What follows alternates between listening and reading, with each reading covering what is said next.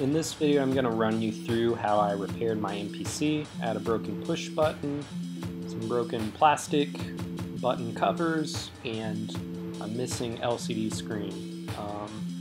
So the first thing I did, which is actually not shown here, is I desoldered the push button that was broken. This was the F5 button, which is really useful for saving. So not having a working F5 button sucked.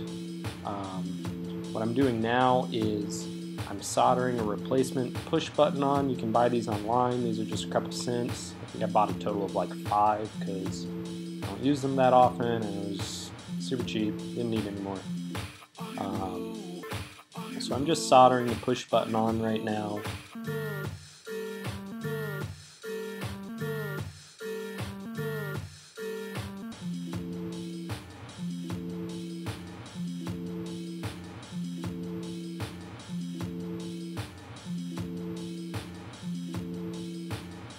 So next up I'm going to do a connectivity check on the button I just soldered.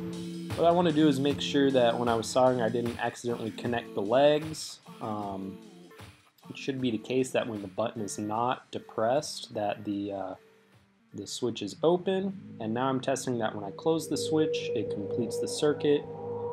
And so my multimeter right here is just letting out a little ding sound to let me know that it's connected.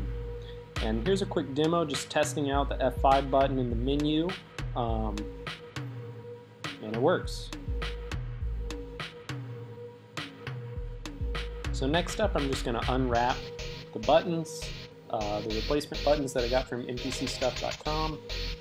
They're all black or translucent gray. They're going to replace the buttons on the right side of my MPC. You can probably tell that one of the buttons down low is just gone, it's missing.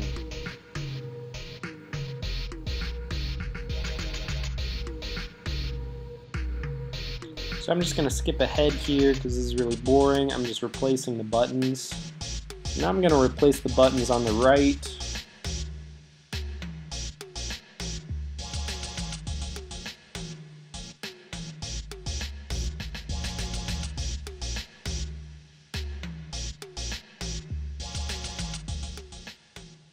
The other thing I'm replacing here is the LCD screen cover, not the LCD screen itself, just the cover.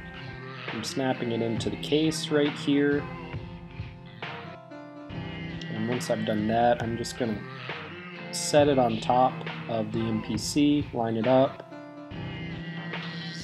There's a few crucial screws that you want to attach here. Crucial screw right there.